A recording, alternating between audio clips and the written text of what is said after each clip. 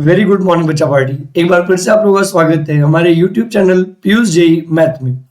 और जैसा कि आप लोग जानते हैं, हम लोग अभी रिसेंट में इंटीग्रेशन यानी क्लास 12th स्टैंडर्ड का एनसीईआरटी मैथमेटिक्स पार्ट 2 सॉल्व कर रहे हैं, जिसमें आज हम लोग स्टार्ट करने वाले हैं सबसे पहला एक्सरसाइज यानी एक्सरसाइज 7.1।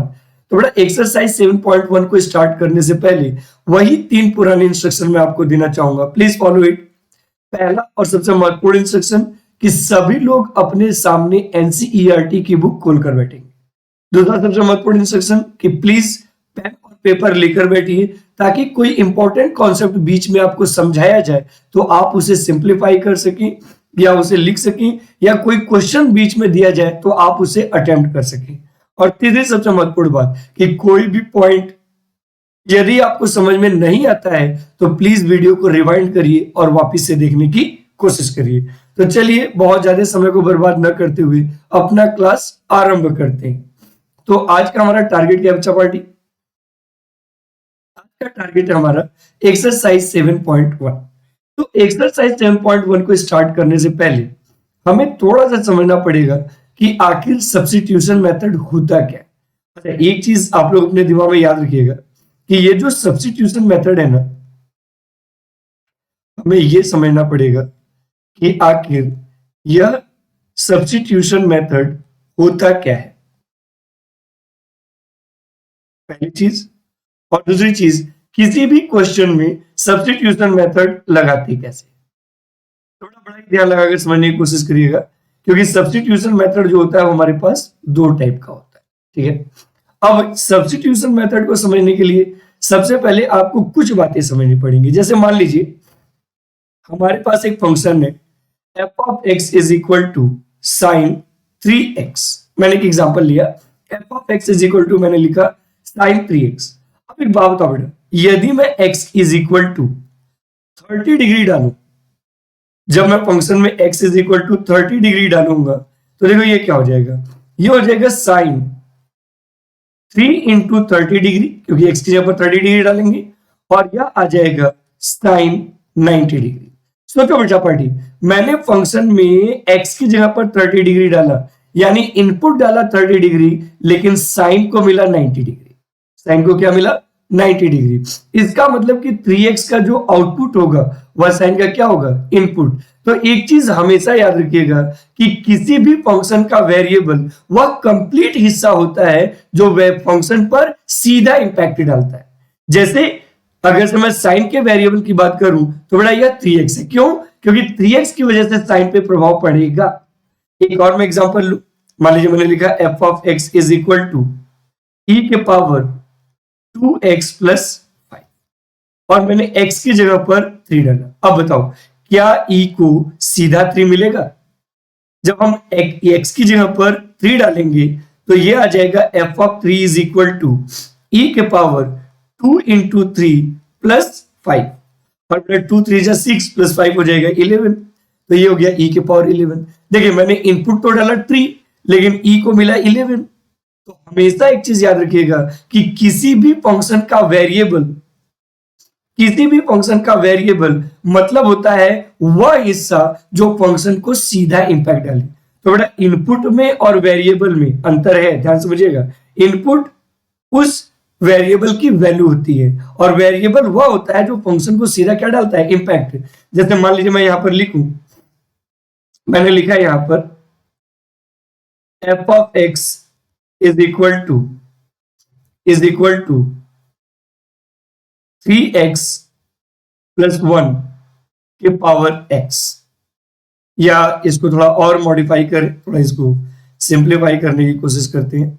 मान लीजिए मैंने यहां पर लिख दिया सेक 2x plus 5 into 10 2x plus 5, और मैंने आपसे पूछा कि बताइए बच्चा पार्टी इसमें फंक्शन का वेरिएबल क्या है? तो बेटा आप जवाब दोगे कि इसमें फंक्शन का वेरिएबल है 2x प्लस 5। अगर से मैं यहीं पर एक और फंक्शन लिखूं f of x is equal to 2 के पावर साइन x, और मैं कहूं कि what is the variable for 2, तो बेटा आप जवाब दोगे साइन x, क्योंकि साइन x का जो आउटपुट होगा वह 2 को क्या करेगा? इंपैक्ट डालेगा। अगर तो मैं यहाँ पर एक और फंक्शन लिखूं, मान लीजिए इस बार मैंने पॉलिनोमियल लिखा, पॉलिनोमियल में क्या लिखा, sine square x plus sine x plus 1, और मैं आपसे पूछूं कि बताइए कि what is the variable of quadratic, तो बेटा क्वाड्रेटिक का वेरिएबल आप बोलोगे साइन एक्स, क्वाड्रेटिक का वेरिएबल क्या बोलेंगे, साइन एक्स। तो बेटा किसी भी फंक्शन का वेरिएबल वह पार्ट होता है जो फंक्शन को सीधा इंपैक्ट डालता है, यानी कि यहां पर अगर से मैंने फंक्शन दिया तो वेरिएबल वह है जिसका जो भी आउटपुट आएगा वो सीधा इस पर इंपैक्ट डालने वाला होगा। अब आप कहोगे कि सर इन बातों को आप हमें क्यों बता रहे हैं, तो बेटा हम इसलिए बता रहे हैं क्योंकि यदि आप सब्स्टिट्यूशन मेथड को जानना चाहते हैं, यदि आप सब्स्टिट्यूशन मेथड को जानना चाहते हैं तो आपको सबसे पहले यह जानना पड़ेगा कि किसी भी फंक्शन का वेरिएबल क्या होता है। अब देखो बेटा यहां पर अब हम लोग बेसिकली सब्स्टिट्यूशन मेथड के बारे में चर्चा कर सकते हैं। अब हम लोग सब्स्टिट्यूशन मेथड के बारे में डिस्कशन करने के लिए तैयार है। तो बच्चा पार्टी एक चीज याद रखिएगा कि इंटीग्रेशन में जो सब्स्टिट्यूशन होता है वह बेसिकली दो टाइप का होता है। इंटीग्रेशन में जो सब्स्टिट्यूशन होता है वो बेसिकली दो टाइप का होता है, यानी दो मेथड से सब्स्टिट्यूशन लगता है। एक मेथड का नाम मैंने दिया है डायरेक्ट मेथड, और एक मेथड का नाम मैंने दिया है इनडायरेक्ट मेथड। इनडायरेक्ट मेथड, तो सब्स्टिट्यूशन जो होता है वो बेसिकली इंटीग्रेशन में दो तरीके से लगता है, एक डायरेक्ट मेथड से लगता है और एक इनडायरेक्ट मेथड से लगता है। अब क्वेश्चन, पहला क्वेश्चन तो ये राइज होता है कि सर जी किसी भी इंटीग्रेशन को देखकर कैसे पता करेंगे कि वहां पर सब्स्टिट्यूशन लगेगा या नहीं, यानी और उसमें भी डायरेक्ट मेथड लगेगा या नहीं। तो सबसे पहले तो हम लोग डायरेक्ट मेथड पे चर्चा करने वाले हैं, तो बड़ा ध्यान से समझिएगा। सबसे पहले तो ये ऑब्जर्व करेंगे कि किसी भी क्वेश्चन को देखकर कैसे पता करेंगे कि डायरेक्ट मेथड लगेगा या नहीं। तो बड़ा देखो अभी मैं लिखता हूं, मैंने लिखा है इंटीग्रेशन e के पावर 3x माइनस 4 dx। अब आप ध्यान से ऑब्जर्व करो, जिस फंक्शन का हम लोग इंटीग्रेशन करने वाले हैं उसका वेरिएबल है 3x माइनस 4, और जिसके रिस्पेक्ट में हम लोग डिफरेंशिएट करने वाले हैं, इंटीग्रेट करने वाले हैं, उसका वेरिएबल है x। अब चूंकि दोनों का वेरिएबल सेम नहीं है इसलिए सब्स्टिट्यूशन मेथड लगेगा। तो पहली और सबसे महत्वपूर्ण बात यह है कि बच्चा पार्टी सब्स्टिट्यूशन मेथड दो जगहों पर लगता है, जिसमें पहला जगह वो ये है कि अगर से d का वेरिएबल और फंक्शन का वेरिएबल सेम नहीं हुआ तो वहां पर आपका सब्स्टिट्यूशन मेथड लगेगा। अब उसमें भी डायरेक्ट मेथड कब लगेगा, तो बड़ा डायरेक्ट मेथड तब लगेगा जब आपके फंक्शन का जो वेरिएबल है वह लीनियर हो। वह क्या हो, लीनियर। जैसे देखो यहां पर फंक्शन e के लिए जो वेरिएबल है वो 3x माइनस 4 है, यानी x का पावर क्या है 1। तो बेटा आप कह सकते हो कि डायरेक्ट मेथड लगाने के लिए हमें दो बातें ध्यान रखनी पड़ेंगी। कितनी बातें ध्यान रखनी पड़ेंगी, दो बातें। अगर से यह दो बातें मैच कर रही हैं तब तो डायरेक्ट मेथड लगेगा, अदरवाइज डायरेक्ट मेथड नहीं लगेगा। पहली और सबसे महत्वपूर्ण बात क्या है कि d का वेरिएबल एंड फंक्शन का वेरिएबल मस्ट बी डिफरेंट। अच्छा बेटा डिफरेंट तो होना चाहिए लेकिन इनपुट सेम होना चाहिए। और दूसरी बात कि भाई साहब फंक्शन का वेरिएबल, फंक्शंस वेरिएबल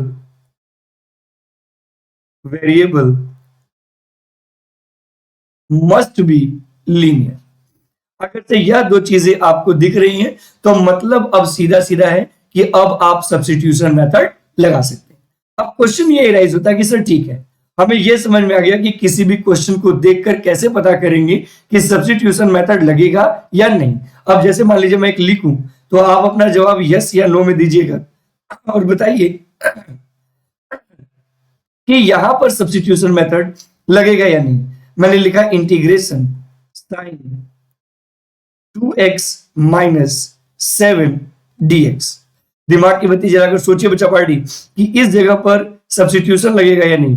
इंटीग्रेशन 5 के पावर 3x माइनस 4 dx।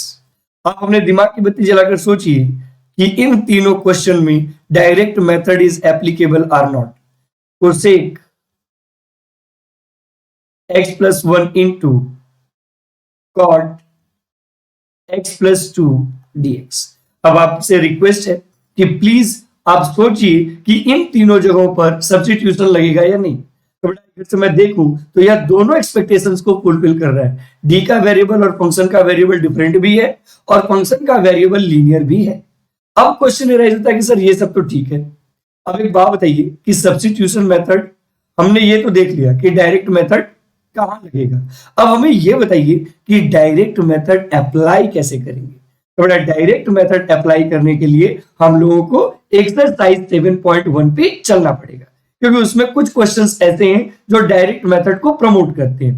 तो अगर तो मैं पहले क्वेश्चन से बात करूं, यानी अगर तो मैं स्टार्ट करूं about the exercise 7.1,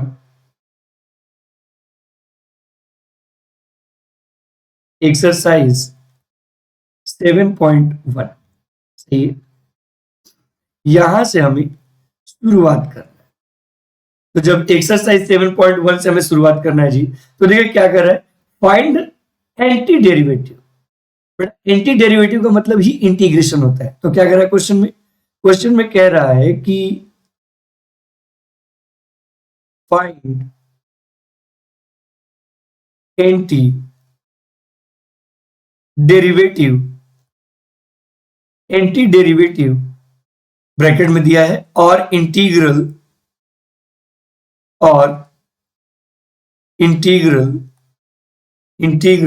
of the following function of the following function by the method of inspection, by the method of inspection, method of inspection। सही है जी। चलिए यहां पर हमें एंटी डेरिवेटिव पाना। अब देखो इसमें पहला क्वेश्चन क्या दिया, सबसे पहला क्वेश्चन हमें दिया है sin 2x, हमें इसका इंटीग्रेशन निकालना। ठीक है, चलिए जब हमें इसका इंटीग्रेशन निकालना है तो क्यों ना हम अपने सोल्यूशन की कहानी शुरू करें। तो बेटा हमें निकालना है इंटीग्रेशन sin 2x dx। अब ईमानदारी से देखो, यदि आप ईमानदारी से देखोगे तो you will find out that कि सर जी d का वेरिएबल है x, जबकि sin का वेरिएबल है 2x। तो पहले तो d और x का वेरिएबल, d और फंक्शन का वेरिएबल सेम है नहीं, पहली बात। दूसरी बात कि फंक्शन का जो वेरिएबल है वो लीनियर है। इसका मतलब ये हो गया कि यहां पर डायरेक्ट मेथड का सब्स्टिट्यूशन लगेगा। अब डायरेक्ट मेथड का सब्स्टिट्यूशन कैसे लगेगा, इस पे ध्यान दो। तो बच्चा पार्टी डायरेक्ट मेथड का जब भी आप सब्स्टिट्यूशन लगाना चाहते हो तो सबसे पहले फंक्शन के लीनियर पार्ट को आपको t मानना पड़ेगा। सबसे पहले फंक्शन के लीनियर पार्ट को आपको क्या मानना पड़ेगा, t। तो मैंने क्या किया कि यहां पर 2x is equal to t मान लिया। यानी कि जब भी आपको डायरेक्ट मेथड लगाना हो, यानी कि जब भी d का वेरिएबल और फंक्शन का वेरिएबल सेम ना हो, तो ऐसे केस में यदि फंक्शन का वेरिएबल लीनियर है तो सब्स्टिट्यूशन मेथड डायरेक्ट मेथड लगेगा। अब डायरेक्ट मेथड में आपको क्या करना है कि फंक्शन का जो लीनियर पार्ट है उसको t मान लो, फिर उसके बाद दोनों साइड का डिफरेंशिएशन कर दो विद रिस्पेक्ट टू x। तो बेटा जब हम x के रिस्पेक्ट में डिफरेंशिएशन करेंगे तो हो जाएगा 2 dx by dx is equal to dt by dx। और देखो बेटा किसी भी फंक्शन का उसी के रिस्पेक्ट में डिफरेंशिएशन 1 होता है, तो 2 इज इक्वल टू आ जाएगा dt by dx। अब आपको क्या करना है, ऑलवेज जो dx है ना, जो डिवीजन में है ना, उसको लेफ्ट में भेजो। तो बेटा 2 dx इज इक्वल टू आ जाएगा dt। सही है। अब यदि आप इसको आगे सिंप्लीफाई करोगे तो बेटा dx आ जाएगा 1/2 dt। अब आपको क्या करना है, अब आपको कुछ नहीं करना है, सिंपल एक कॉन्सेप्ट बनाना है कि जहां पर आपके पास dx है वहां पर आप रखोगे dt by 2। और जहां पर फंक्शन में 2x है वहां पर हम लोग रखेंगे t। ठीक है, अब जैसे ये सब्स्टिट्यूशन मैंने किया, देखिए अब इसके आगे यह क्या बनेगा बेटा, यह बन जाएगा हमारे पास इंटीग्रेशन साइन, मैंने 2x की जगह पर रख दिया t और dx की जगह पर रख दिया dt बाई 2। अब सिंपल सी कहानी है भाई साहब, देखिए किसी भी फंक्शन के साथ यदि कांस्टेंट मल्टीप्लाई है तो वह कांस्टेंट अपने आप बाहर निकल जाएगा, यानी 1/2 यहां से बाहर निकल जाएगा। 1/2 जब बाहर निकल गया तो ये हो जाएगा इंटीग्रेशन, 1/2 जब बाहर निकल गया तो ये हो जाएगा इंटीग्रेशन साइन t dt। अब बेटा देख सकते हो यहां पर देखो ध्यान से, d का वेरिएबल और फंक्शन का वेरिएबल दोनों सेम हो गया, और जैसे ही d का वेरिएबल और फंक्शन का वेरिएबल सेम हुआ आप सीधा फॉर्मूला अप्लाई कर सकते हो, और बेटा साइन का फॉर्मूला होता है माइनस कॉस, तो ये हो जाएगा -1/2 cos t प्लस c। और बेटा इंटीग्रेशन करने के बाद जो आपका न्यू वेरिएबल था उसकी जगह पर आपको ओल्ड वेरिएबल रिप्लेस करना पड़ेगा, मतलब यह आ जाएगा -1/2 cos 2x प्लस c। तो कहने का सेंस ये हुआ बच्चा पार्टी कि अगर से आप किसी भी इंटीग्रेशन में डायरेक्ट मेथड अप्लाई करना चाहते हो तो सबसे पहले आपको क्या करना पड़ेगा कि जो फंक्शन का लीनियर पार्ट है उसको t मानना पड़ेगा। फंक्शन का लीनियर पार्ट को t मानने के बाद आपको क्या करना है, दोनों साइड का x के रिस्पेक्ट में डिफरेंशिएशन करना है, फिर dx को एक तरफ रखना है और बाकी सारे कंपोनेंट को dt के साथ, और उसके बाद जिस फंक्शन का आप इंटीग्रेशन कर रहे हो उसमें सब्स्टिट्यूशन करना है, और सब्स्टिट्यूशन करने के बाद यदि कोई कांस्टेंट मिलता है तो बाहर कर लो और फिर सीधा इंटीग्रेट कर लो, you will get your answer. जैसे अगर तुम लोग थोड़ा इसके आगे बात करें अबाउट द क्वेश्चन नंबर 2, बच्चा party I requested to you कि प्लीज वीडियो को पॉज करिए और क्वेश्चन नंबर 2 सेल्फ अटेम्प्ट करने की कोशिश करिए। यह है इंटीग्रेशन cos 3x dx। यदि आप वीडियो को पॉज करके इस क्वेश्चन को सेल्फ ट्राई करोगे तो बच्चा पार्टी मैं श्योर हूं कि बिल्कुल ये जो क्वेश्चन है ना वो क्वेश्चन नंबर 1 की तरह है। तो आई रिक्वेस्टेड टू यू कि अगर से आपसे यह क्वेश्चन बन जाए तो प्लीज हमारे चैनल पर या इस वीडियो में कमेंट करके यस जवाब जरूर दीजिएगा, ठीक है। चलिए अब इसके बाद हम लोग थर्ड नंबर क्वेश्चन पे बात करते हैं। यदि हम लोग थर्ड नंबर क्वेश्चन पे बात करें तो बेटा थर्ड नंबर क्वेश्चन कहता है कि ये है e के पावर 2x, यानी इस बार जो हमें इंटीग्रेशन करना है वह e के पावर 2x का करना है। चलिए एक काम करते हैं, e के पावर 2x का इंटीग्रेशन करते हैं, तो हम लोग इसके लिखेंगे e के पावर 2x dx। बच्चा पार्टी शायद इस बार हमें बोलने की आवश्यकता नहीं है, आपको क्लियरली खुद दिख रहा होगा कि d का वेरिएबल x है जबकि e का वेरिएबल 2x है, तो दोनों पहले तो सेम नहीं है, पहली चीज। दूसरी चीज फंक्शन का वेरिएबल लीनियर है, तो मैंने क्या कहा था, लीनियर वाले हिस्से को t मानेंगे, यानी definitely 2x is equal to मानेंगे t, और फिर उसके बाद दोनों साइड का डिफरेंशिएशन करेंगे विद रिस्पेक्ट टू x।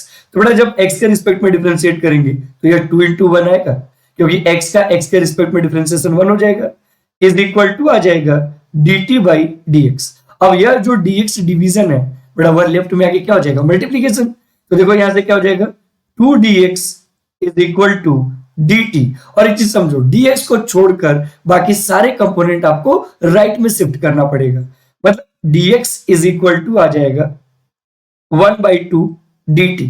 चलिए अब सब्स्टिट्यूशन करते हैं, कैसे सब्स्टिट्यूशन करेंगे बेटा, जहां पर dx था वहां पर dt/2 और जहां पर 2x था वहां पर हम लोग रखेंगे t। अब यदि ऐसा कुछ मैं करता हूं, अब यदि कुछ ऐसा मैं करने जा रहा हूं तो देखिए क्या आएगा, ये आ जाएगा हमारे पास is equal to integration e के पावर t dt, सही है ना जी, dt/2, क्योंकि यहां पर dx के यहां पर dt/2 है। और मैंने एक बात बोला था, किसी भी फंक्शन में अगर से कोई भी कांस्टेंट मल्टीप्लाई है तो बेटा आप उस कांस्टेंट को सीधा बाहर निकाल सकते हो। तो जब मैं सीधा बाहर निकालूंगा तो यह आ जाएगा 1/2 इंटीग्रेशन e के पावर t dt। अब बेटा आगे ध्यान से देखो, d का वेरिएबल और फंक्शन का वेरिएबल दोनों सेम है। अब चूंकि d का वेरिएबल और फंक्शन का वेरिएबल दोनों सेम है इसलिए हम लोग इसका सीधा इंटीग्रेशन कर सकते हैं। तो जब सीधा इंटीग्रेशन करेंगे तो क्या जाएगा 1/2 e के power t plus c। And after doing integration, क्यों? क्योंकि भाई साहब हमें पता है कि e के पावर x का जो इंटीग्रेशन होता है वह e के पावर x प्लस c ही होता है। तो बेटा ये फॉर्मूला आपको याद होना चाहिए, और यदि यह फॉर्मूला आपको याद नहीं है तो प्लीज इस वीडियो को फिनिश होने के बाद प्रीवियस लेक्चर में जाइए जो इंट्रोडक्शन ऑफ इंटीग्रेशन है, तो वहां पर आपको सारी चीजें क्लियर हो जाएंगी। तो बेटा इंटीग्रेशन करने के बाद आपको क्या करना है, जो न्यू वेरिएबल आपके पास है उसको ओल्ड वेरिएबल से रिप्लेस करना है। यानी बेटा t की जगह पर हम लोग लिख देंगे 2x और ये आ जाएगा 1/2 e के पावर 2x प्लस c, और यही हमारा हो जाएगा आंसर। ये हमारा क्या हो जाएगा? आंसर। ठीक है, अब 34 नंबर क्वेश्चन के बाद now I am going to discuss about the question number 3 के बाद अब मैं क्वेश्चन नंबर 4 पे बात करूं। क्वेश्चन नंबर 4 में क्या कह रहा है? इसमें कह रहा है कि यह है ax प्लस बी का होल स्क्वायर। सही है, इसका हमें करना है इंटीग्रेशन। चलिए देखते हैं, अगर से हमें ax प्लस बी के होल स्क्वायर का इंटीग्रेशन करना है तो कैसे करेंगे? बेटा मैंने यहां पर लिख दिया इंटीग्रेशन ax प्लस बी का होल स्क्वायर dx। अब यदि मैं चाहूं जी तो यहां पर a प्लस बी के होल स्क्वायर का फॉर्मूला लगाऊंगा। तो बेटा जब a प्लस बी के होल स्क्वायर का फॉर्मूला लगाऊंगा तो a स्क्वायर मतलब ax का square that is a square x square plus b square plus आ जाएगा 2abx और ये हो जाएगा dx। अब देखो बेटा जब मैं आपको प्रॉपर्टीज ऑफ इंटीग्रेशन पढ़ा रहा था तो उस समय मैंने एक स्टेटमेंट बोला था कि अगर से फंक्शन के बीच में प्लस या माइनस हो तो हम फंक्शन का सेपरेट इंटीग्रेशन करते हैं।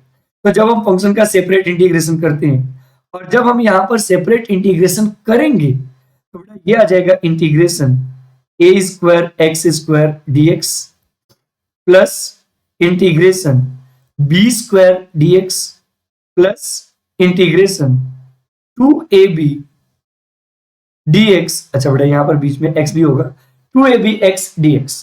ठीक है, अब एक बात मैंने एक प्रॉपर्टी और बोला था कि वेरिएबल को छोड़कर बाकी जितने भी कांस्टेंट होंगे वो बाहर चले जाएंगे। अब आप कहोगे सर वेरिएबल को छोड़कर जितने भी कांस्टेंट होंगे वो बाहर चले जाएंगे, तो यहां पर हम किसको वेरिएबल मानेंगे और किसको कांस्टेंट? तो देखो बेटा डी के साथ जो है सिर्फ वही अल्फाबेट वेरिएबल होगा, rest will treated as a constant. यानी कि definitely you can say that कि सर जी यहां पर a स्क्वायर कांस्टेंट है तो a स्क्वायर बाहर निकल जाएगा, तो ये आ जाएगा a square integration x square dx similarly plus b square integration 1 dx plus 2ab integration x dx। सही है जी, अब हम लोग इंटीग्रेशन करने के लिए तैयार हैं। तो देखो बेटा आपको एक फॉर्मूला ऑलरेडी पता है, नहीं पता है तो आपको जानना चाहिए कि integration x to the power n dx, जो भी वेरिएबल का पावर है उसमें एक ऐड करके न्यूमरेटर में और वही पावर डिनोमिनेटर में लिख दो, you will get your answer. सही है, अगर से ऐसा कुछ है तो देखिए क्या हो जाएगा a स्क्वायर, यहां पर x का पावर 2 है तो बेटा जब एक बढ़ाएंगे तो यह x क्यूब बाई 3 हो जाएगा क्या, प्लस b स्क्वायर, यदि फंक्शन 1 है और हम इसका इंटीग्रेशन करना चाह रहे हैं तो बेटा जो d के साथ वेरिएबल है वह सीधा बाहर, तो ये हो जाएगा b square x plus 2ab। देखिए यहां पर भी x का पावर 1 है तो बेटा जब x का पावर 1 है तो इसको हम लोग x स्क्वायर बाई 2 और प्लस c लिख सकते हैं। देखिए जो कैंसिल आउट हो रहा है उसको तो कैंसिल आउट कर लो, 2 से 2 हो जाएगा कैंसिल आउट, तो यह आ जाएगा a square x cube by 3 plus b square x plus ab x square plus c, और ये हो गया हमारा रिक्वायर्ड आंसर। तो बच्चा पार्टी अगर से आपको कभी भी पॉलिनोमियल एक्सप्रेशन दिखे and you are trying to solve your question तो सबसे पहले आप इंश्योर करिए कि उस पॉलिनोमियल एक्सप्रेशन का एक्सपेंशन करिए। एक्सपेंशन करने के बाद यदि बीच में प्लस या माइनस है, यदि बीच में प्लस या माइनस है तो बच्चा पार्टी उन सभी को अलग अलग करिए, सेपरेट कर लीजिए और सेपरेट इंटीग्रेशन कर लीजिए, you will get your answer. ठीक है, अब 4th नंबर क्वेश्चन के बाद हम लोग क्या करने वाले हैं, now I am going to discuss about the question number. देखो बेटा 5 नंबर क्वेश्चन से आप कह सकते हो कि एक्सरसाइज 7.1 की कहानी शुरू होती है। 5 नंबर क्वेश्चन क्या कर रहा है कि हमें इंटीग्रेट करना है इसको sin 2x minus 4 times e के पावर x, इसको हमें इंटीग्रेट करना है। ठीक है, चलिए भाई अगर से इसको इंटीग्रेट करना है तो सोल्यूशन पे बात करते हैं। देखिए यहां पर क्या हो जाएगा, इंटीग्रेशन ब्रैकेट में आ जाएगा sin 2x minus 4 times e के पावर 3x dx। अब एक बात तो आपको भली भांति पता है कि अगर से बीच में प्लस या माइनस आ जाए, अगर से बीच में प्लस या माइनस आ जाए तो बच्चा पार्टी हम सारे के सारे टर्म्स को अलग अलग इंटीग्रेट करते हैं। तो जब सारे के सारे टर्म्स को अलग अलग इंटीग्रेट करते हैं तो यहां पर जाएगा integration sin 2x dx minus 4 times integration e के पावर 3x dx। बच्चा पार्टी अगर से मैं एक बार फिर से ऑब्जर्व करूं तो मुझे एक बात क्लियरली पता चलता है कि d का वेरिएबल यहां पर x है जबकि फंक्शन का वेरिएबल 2x है। और सबसे खास बात यह लीनियर कॉम्बिनेशन भी है। तो बेटा जहां पर लीनियर कॉम्बिनेशन हो और फंक्शन का वेरिएबल और डी का वेरिएबल सेम ना हो वहां पर डायरेक्ट मेथड का सब्स्टिट्यूशन लगता है। यानी कि हम लोग यहां पर क्या करने वाले हैं, हम लोग यहां पर 2x इज इक्वल टू मानेंगे t, और ये जो सब्स्टिट्यूशन कर रहे हैं बेटा हम इस वाले के लिए कर रहे हैं। तो बेटा जब हम दोनों साइड x का रिस्पेक्ट में डिफरेंशिएशन करेंगे तो 2 into 1 इज इक्वल टू हो जाएगा dt बाई dx, और यहां से जब हम लोग dx निकालेंगे तो यह आ जाएगा dt बाई 2। तो देखिए पहले वाले का जो इंटीग्रेशन है वो क्या लिखा जाएगा, वो लिखा जाएगा इंटीग्रेशन जहां पर 2x था वहां पर लिखेंगे t, और जहां पर dx था वहां पर लिखेंगे dt बाई 2। तो यह आ जाएगा sin t into dt by 2। ठीक है, अब थोड़ा दूसरे वाले को देखते हैं। यदि बेटा हम लोग दूसरे वाले को देखें तो यहां पर भी वही प्रॉब्लम है। क्यों? क्योंकि d का वेरिएबल है x जबकि e का वेरिएबल है 3x, बोथ आर डिफरेंट, लेकिन फंक्शन का वेरिएबल लीनियर है। तो यहां पर भी हम लोग क्या करेंगे 3x इज इक्वल टू, लेकिन इस बार थोड़ा डिफरेंट वेरिएबल मानेंगे क्योंकि सेम मान लिए तो हम कंफ्यूज हो जाएंगे कि किसकी जगह पर हमें क्या रखना है। तो बेटा 3x इज इक्वल टू मानेंगे u और दोनों साइड का डिफरेंशिएशन करेंगे विद रिस्पेक्ट टू x। तो देखिए क्या जाएगा 3 into 1 is equal to du by dx, और यह dx डिवीजन है, राइट में जाकर मल्टीप्लिकेशन हो जाएगा लेफ्ट में, तो 3 dx इज इक्वल टू आ जाएगा du। तो बेटा यहां से जो dx आ जाएगा वह आएगा du बाई, मतलब स्पष्ट है कि जहां पर हमारे पास 3x था वहां पर हम लोग u रखेंगे और जहां पर dx था वहां पर du बाई 3 रखेंगे, du बाई 3 रखेंगे। सही है जी, वहां पर हम लोग du बाई 3 रखेंगे। अब हम लोग इंटीग्रेशन करने के लिए तैयार। कैसे तैयार है जी, देखो 1/2 कांस्टेंट है तो बाहर आ जाएगा, तो जो 1/2 बाहर आ जाएगा तो ये जाएगा इंटीग्रेशन sin t dt, और जब यहां से 1/3 बाहर आएगा चपाटी तो -4/3 इंटीग्रेशन e के पावर u du। और मैं इतना तो उम्मीद करता ही हूं कि भाई ये फॉर्मूले तो आपको याद होने ही चाहिए। बेटा sin t का जो इंटीग्रेशन होता है वह होता है माइनस कॉस टी, ये हो जाएगा माइनस कॉस टी बाई 2 और माइनस 4/3। बेटा e का इंटीग्रेशन तो e का इंटीग्रेशन ही होता है, और प्लस हो जाएगा c। उसके बाद आपको क्या करना है कि जितने भी न्यू वेरिएबल हैं उनकी जगह पर ओल्ड वेरिएबल को रिप्लेस करना पड़ेगा। मतलब t की जगह पर हम लोग रखेंगे 2x और u की जगह पर हम लोग रखेंगे 3x। तो बचा पड़ी ये क्या हो जाएगा, ये आ जाएगा minus cos 2x by 2 minus 4e के पावर 3x बाई 3 और प्लस का आ जाएगा c। और ये हो गया हमारा फाइनल आंसर, ये हो गया हमारा फाइनल आंसर। तो चलिए इसके बाद हम लोग नेक्स्ट क्वेश्चन पे बढ़ेंगे and that is question number 6। तो बच्चा party I requested to you कि इसमें कुछ क्वेश्चन ऐसे हैं जो सिमिलर पैटर्न के हैं। तो जो सिमिलर पैटर्न के क्वेश्चन है उसको मैं आपको छोड़ रहा हूं और आपके विवेक पे छोड़ रहा हूं। यदि ईमानदारी के साथ आप इन क्वेश्चंस को सॉल्व करोगे तो आपका इंटीग्रेशन का जो बेस है वो स्ट्रांग होता चला जाएगा। तो अगले में क्या करा है find the following integrals in exercise 6 to 20। क्या कह रहा है? ये कह रहा है कि find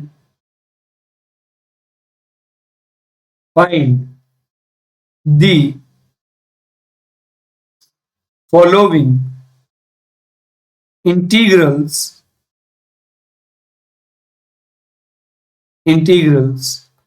in exercise 6 to 20। In exercise 6 to 20, ठीक है भाई। तो 6 से 20 के बीच में जितने भी इंटीग्रल्स हैं उनको हमें इंटीग्रेट करना है। अब देखिए इन्होंने जो सबसे पहला यानी 6 नंबर इंटीग्रेशन दिया है वह दिया बेटा हमारे पास इंटीग्रेशन 4 times e के पावर 3x प्लस 1 dx। देख के ही आपको समझ में आ गया होगा कि you can do yourself. 7 number question I am going to discuss. 7 number question मैं आपको डिस्कस करूंगा। तो बच्चा party I requested to you कि प्लीज आप अपने वीडियो को पॉज करिए और क्वेश्चन नंबर 6 को सेल्फ अटेम्प्ट करिए और इसके लिए आप मैक्स टू मैक्स 1.5 मिनट का समय ले सकते हैं। तो अगर से आपका आंसर आ जाए तो प्लीज कमेंट में आप चाहें तो अपने आंसर को टाइप कर सकते हैं या डन वर्ड भी टाइप करेंगे तो मुझे अच्छा लगेगा, ठीक है। चलिए अब हम लोग 7 नंबर क्वेश्चन में बात करें। थोड़ा 7 नंबर क्वेश्चन में कह रहा है कि ये है integration x square into 1 minus 1 upon x square dx। इसका हमें करना है इंटीग्रेशन। चलिए अब हम लोग थोड़ा सोल्यूशन पे बात करें। यदि हम लोग सोल्यूशन पे बात करें तो बेटा ये आ जाएगा इंटीग्रेशन। पहले एक बात बताइए, हम एक्स स्क्वायर का पहले जब ब्रैकेट में मल्टीप्लाई करेंगे तो बेटा दोनों के साथ मल्टीप्लाई करेंगे। जब दोनों के साथ मल्टीप्लाई करेंगे तो देखो क्या आ जाएगा, ये आ जाएगा x square into 1 minus x square by x square dx। अब यह एक चीज ध्यान से देखिए, इस वाले एक्स स्क्वायर से ये वाला एक्स स्क्वायर कैंसिल आउट हो जाएगा। अब जब कैंसिल आउट होगा तो ये जाएगा integration x square minus 1 dx। अब चूंकि बीच में प्लस या माइनस है इसलिए हम लोग इसका सेपरेट इंटीग्रेशन करेंगे। तो जब हम लोग इसका सेपरेट इंटीग्रेशन करेंगे तो ये हो जाएगा integration x square dx minus integration 1 dx। और बच्चा पार्टी मैंने एक्स स्क्वायर का इंटीग्रेशन तो ऑलरेडी आपको बताया हुआ है। एक्स स्क्वायर का इंटीग्रेशन हो जाएगा एक्स क्यूब बाई 3 और जहां पर फंक्शन के तौर पर 1 दिखे तो जो d का वेरिएबल होता है वो सीधा बाहर निकल जाता है, वही उसका इंटीग्रेशन हो जाता है। तो माइनस एक्स प्लस आ जाएगा c। तो इस तरीके से यू कैन से दैट कि x square in bracket 1 minus 1 upon x square dx का जो इंटीग्रेशन होगा वह x cube by 3 minus x plus c होगा। अगर से मैं एक बात आपको ईमानदारी से बोलूं तो अभी आपको जितने भी क्वेश्चंस यहां पर दिए जाएंगे वह सभी क्वेश्चन सेपरेशन मेथड के होंगे। इसलिए आपको सिर्फ और सिर्फ ये सोचना है कि सभी क्वेश्चन में सेपरेशन मेथड कैसे लगाएंगे, लगाने के लिए कंडीशन क्या है, बस इतने पर ध्यान देते जाओगे आपसे सारे क्वेश्चंस भी बनते जाएंगे और आपको अपने सारे क्वेश्चन का जवाब भी मिलता जाएगा। चलिए अभी हम लोग क्या करते हैं, इसके आगे सिंप्लीफाई करने की कोशिश करते हैं, ठीक है भाई। नेक्स्ट क्वेश्चन यदि मैं लूं क्वेश्चन नंबर 8, तो क्वेश्चन नंबर 8 क्या कहता है? Question number 8 is saying that कि integration ax square plus bx plus c dx। Again I am requesting to you कि प्लीज बच्चा पार्टी इसका इंटीग्रेशन तो आपको सेल्फ करना पड़ेगा। I am not going to explain it, I am clearly sure आपको इसका इंटीग्रेशन श्योरली आपको खुद करना है और इसके लिए आप अपने वीडियो को पॉज करिए और लगभग 1.5 मिनट का समय लीजिए। हाँ, जब भी आपका क्वेश्चन मैं दूं और आप उसको सिंप्लीफाई करिए तो सिंप्लीफाई करने के बाद अगेन आप अपने वीडियो को अनपॉज करके फिर से ट्राई कर सकते हैं या नेक्स्ट क्वेश्चन की तरफ बढ़ सकते हैं। चलिए फिलहाल I am going to discuss question number 8 ही आपको नहीं करना है बल्कि क्वेश्चन नंबर 9 भी अटेम्प्ट खुद ही करना है। 9 नंबर क्वेश्चन क्या कर रहा है? Integration 2x square plus e to the power x dx। बेटा you can do yourself, this all questions are not too complex. यदि हम लोग बात करें इंटीग्रेशन क्वेश्चन नंबर 10 में इंटीग्रेशन अंडर रूट में x माइनस 1/√x का स्क्वायर dx। चलिए इस वाले क्वेश्चन को मैं आपको सॉल्व करके दिखाता हूं, है ना। Integration under root x minus 1/√x का होल स्क्वायर dx। तो यदि हम इसके इंटीग्रेशन के बारे में बात करते हैं, यदि हम लोग क्वेश्चन नंबर 10 के इंटीग्रेशन के बारे में बात करें, पहले क्वेश्चन नंबर 10 लिख लें क्योंकि वहां पर स्पेस नहीं था। तो यह दिया है integration root x minus 1/√x bracket square dx। तो देखो बेटा यहां पर a माइनस बी के होल स्क्वायर का फॉर्मूला लगेगा। तो a माइनस बी के होल स्क्वायर का फॉर्मूला तो आपको पता है कि a माइनस बी के होल स्क्वायर का फॉर्मूला होता है a स्क्वायर मतलब रूट एक्स का स्क्वायर प्लस बी स्क्वायर मतलब 1/√x का स्क्वायर माइनस 2ab मतलब -2 into root x into 1/√x dx। सही है जी। अब ध्यान से देखो, अगर से आप इसके आगे इसको सिंप्लीफाई करोगे तो बेटा रूट एक्स का जो स्क्वायर होगा वो x आएगा प्लस 1/√x का जो स्क्वायर होगा वो 1/x आएगा और फिर हो जाएगा -2 dx। सही है। अब चूंकि बीच में प्लस या माइनस है इसलिए हम लोग इसका सेपरेट इंटीग्रेशन करेंगे। तो जब सेपरेट इंटीग्रेशन करेंगे तो ये हो जाएगा integration x dx plus integration dx by x minus 2 times integration 1 dx। और देखो बेटा यहां पर जितने भी इंटीग्रेशन है उन सभी इंटीग्रेशन को हम लोग डायरेक्टली कर सकते हैं। x का इंटीग्रेशन x²/2। भाई जहां पर भी पॉलिनोमियल दिखे तो जो भी उसका पावर है उससे एक ज्यादा करके न्यूमरेटर में लिख दो और जो पावर है उसी को डिनोमिनेटर में लिख दो plus dx upon x। This is the formula of log x। log x का डिफरेंशिएशन होता है 1/x माइनस 2x प्लस आ जाएगा c। तो कहने का सेंस ये है कि जहां पर भी पॉलिनोमियल एक्सपेंशन दिखे, कहीं पर भी यदि आपको पॉलिनोमियल एक्सपेंशन दिख रहा है तो प्लीज ऐसे क्वेश्चन को आप लोग एक्सपेंड करके सॉल्व करने की कोशिश करिए। अब 10 नंबर क्वेश्चन के बाद again I am going to discuss about the question number 11। Question number 11 पे चर्चा करने वाले। ये भी थोड़ा सिंपल ही क्वेश्चन है। क्वेश्चन नंबर 11 में क्या कह रहे हैं? क्वेश्चन नंबर 11 में कह रहा है कि हमारे पास है integration x³ plus 5x² plus 5x² minus 4 divided by x² dx। सही है। हमें इसका इंटीग्रेशन कर। तो अभी मैंने थोड़ी देर पहले क्या बोला बच्चा पार्टी, चलिए थोड़ा इसके सोल्यूशन के बारे में चर्चा कर लेते हैं। तो यदि हम लोग इसके सोल्यूशन के बारे में डिस्कशन करना चाहते हैं तो अभी थोड़ी देर पहले मैंने एक स्टेटमेंट बोला था कि बच्चा पार्टी जब भी आपको इंटीग्रेशन दिया हो तो सबसे पहले आप उसे सेपरेट करने की कोशिश करिए। तो यदि हम लोग इसको सेपरेट करने की कोशिश करेंगे तो a plus B by C जो होता है वह बेटा a by C plus B by C होता है। a plus B by C जो होता है वह a by C plus B by C होता है। यानी कि यहाँ पर 3 टर्म्स है तो तीनों टर्म्स को हम लोग सेपरेट करेंगे। तो सेपरेट करते समय क्या करेंगे? x² से डिवाइड करेंगे जी। तो ये आ जाएगा x³ by x² plus 5x² by x² minus 4 by x² by x² dx। ये है हमारे पास। अब चूंकि बीच में प्लस या माइनस है इसलिए हम लोग इसका सेपरेट इंटीग्रेशन करेंगे। तो जब सेपरेट इंटीग्रेशन करेंगे बच्चा पार्टी तो x³ divided by x² will be x 5x² by x² plus 5 और माइनस का हो जाएगा 4 टाइम्स x के पावर -2 dx। अगेन आप ऑब्जर्व करो तो बच्चा पार्टी बीच में प्लस या माइनस है। अब चूंकि बीच में प्लस या माइनस है इसलिए इसका हम लोग अलग अलग इंटीग्रेशन करेंगे। तो जब अलग अलग इंटीग्रेशन करेंगे तो जगह इंटीग्रेशन x dx प्लस 5 को बाहर ले लेते हैं इंटीग्रेशन 1 dx माइनस 4 को बाहर ले लेते हैं x के पावर -2 dx। सही है। अब देखिए अगर से हम लोग इसके आगे सिंप्लीफाई करने की कोशिश करें तो बच्चा पार्टी अब देखिए इसके आगे क्या आएगा हमारा सिंप्लीफिकेशन।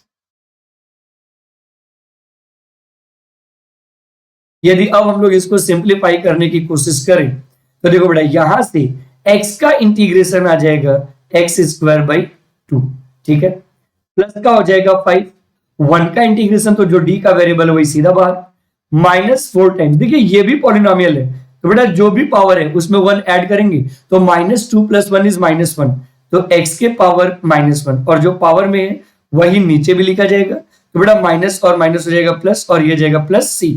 अब यदि हम लोग इसका फाइनल आंसर लिखें तो यह आएगा x² 2 plus 5x plus 4/x और प्लस का आ जाएगा c। This is the answer of integration x³ + 5x² - 4/x² dx।